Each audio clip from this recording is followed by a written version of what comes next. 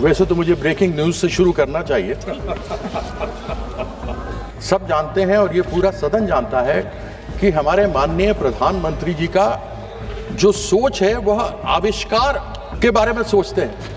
जो 2017 में प्रधानमंत्री जी ने कहा था, यदि उसको यह सरकार मान लेती, रिसर्च एंड डेवलपमेंट कर देती, यदि सप्लीमेंट्री बजट नहीं अगर मेन बजट में भी पैसा दे देती, तो आज गटर गैस से वो सारी कमी पूरी हो सकती थी जिस गटर गैस के बारे में प्रधानमंत्री जी ने बात किया था। सब घर के नीचे गटर है, सब गटर में डालो, कैसे बताया था, पाइप डाला, कैसे बर्तन उल्टा किया, छेद किया और उसमें से निकलता तो पैसा भी बचता। मैंने उनसे पूछा था लंदन, वो बात कर रहे थे Tokyo, looking London talking Tokyo.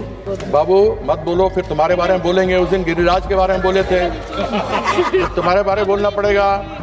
मत बोलो बेटा, मत बोलो, बेटे की तरह हो, मत बोलो, मत बोलो। हाँ, कितने भी तो कर ले सितम, हंस हंस के नहीं सहेंगे हम। वैसे तो मुझे ब्रेकिंग न्यूज से शुरू करना चाहिए, क्योंकि अयोध्या में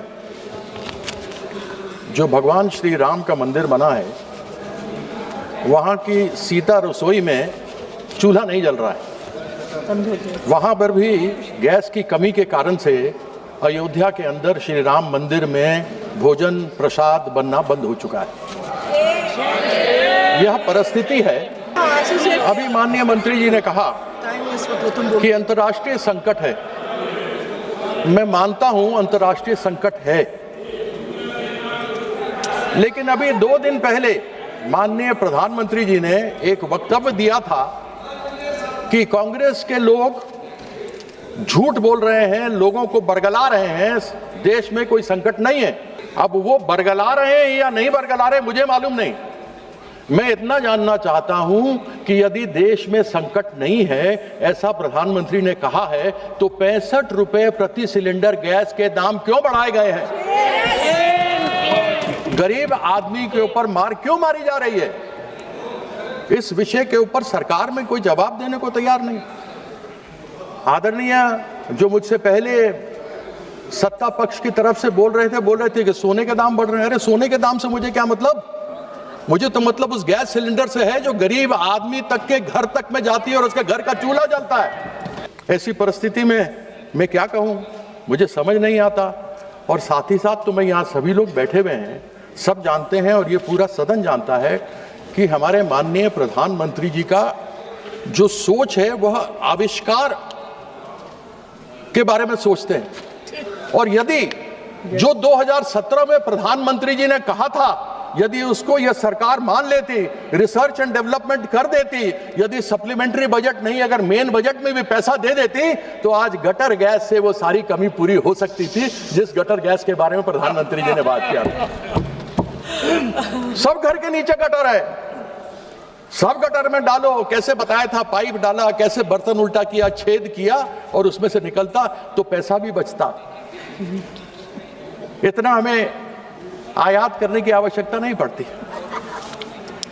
अब यह तो सभी जानते हैं कि यहाँ पर डीएमके के लोग भी बैठे हैं, यहाँ तेलंगाना से भी कांग्रेस के लोग भी बैठे हुए हैं, केरला के भी लोग बैठे हैं लेफ्ट के। बंगला विरोधी ही केवल यह सरकार नहीं है।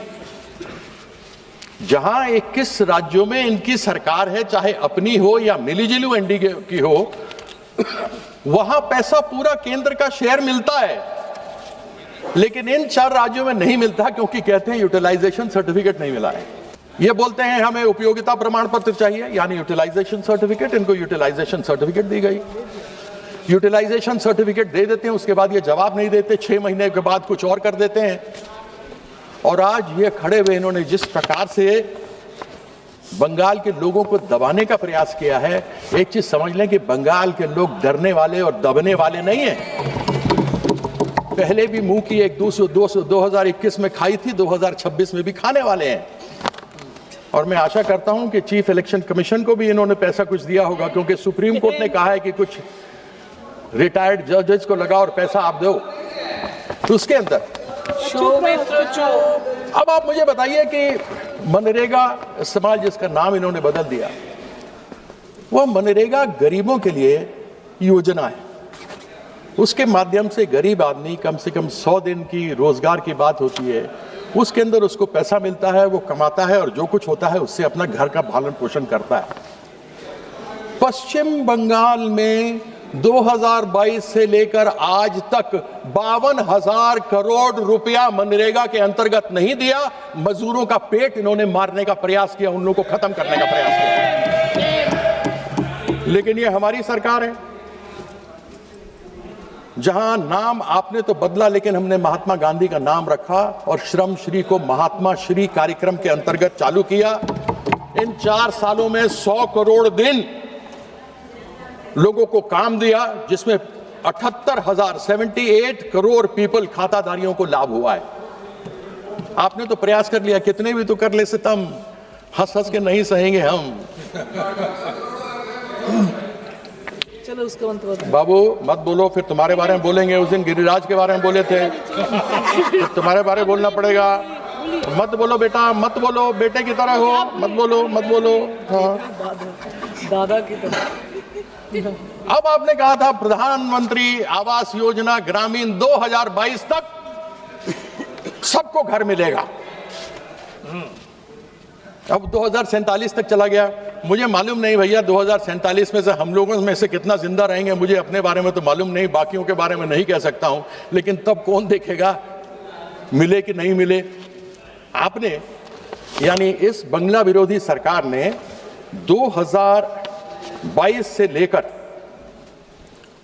2026 तक, जो अब तक की बात मैं करता हूं, केंद्र सरकार ने 24,000 करोड़ प्रधानमंत्री आवास योजना ग्रामीण के अंतर्गत देना था, नहीं दिया। 32 लाख लोग उससे वंचित हो गए। यानी कि 2022 में जो छत मिलना था, जो 2047 तक चले गए, वह नहीं मिला हमें। उसकी यूटिलाइजेशन सर्टिफिकेट तब तक 2022 तक की दी गई है, लिस्ट दे दिया गया, आपत्ति उठाई, आपत्ति के बाद जवाब दे दिए गए, लेकिन 24,000 करोड़ रुपया नहीं दिया। हम ये जानना चाहते हैं कि इस प्रकार का सौतेला व्यवहार करने का क्यों प्रयास रहता है।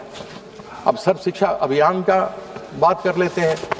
अब आजकल तो अधिकतर आप देखिए तो मोस्टली जितने लोग यहाँ भी जानने वाले बैठे हैं, अधिकतर तो ज्ञान व्हाट्सएप यूनिवर्सिटी से ही मिलता है। आजकल नया यूनिवर्सिटी आ गया है, गलगोटिया यूनिवर्सिटी।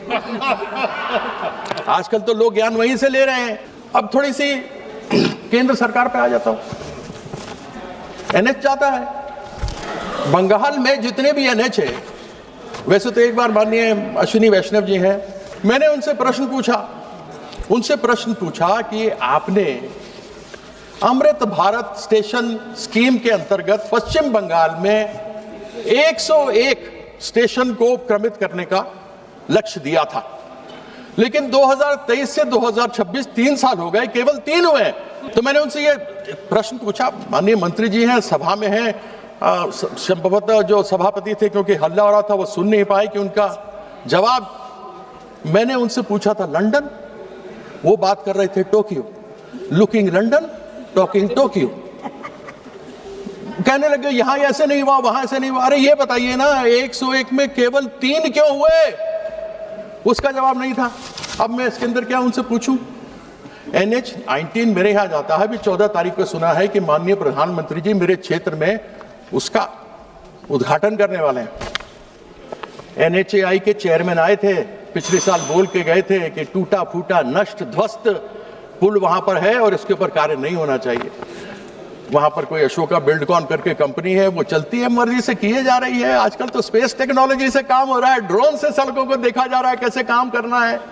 उसी प्रकार से पालसित और दानकुनी, वहां का पूरा का ब्रिज नीचे गिर गया और इन सबों का जा रहे हैं माननीय प्रधानमंत्री जी। मुझे बड़ी प्रसन्नता है, कुछ तो मिल गया एक बार फिर से इनके बारे में बोलने के लिए। जितना कुछ कहना था वो तो कह दिया। अब केंद्र सरकार अनेकों बार बात करते हैं विकसित भारत, आत्मनिर्भर भारत। अभी जो समस्या हुई है उसके कारण से हमको फर्टिलाइजर की समस्या होने वाली है, API की समस्या होने वाली है, गैस की समस्या हमको होने वाली है।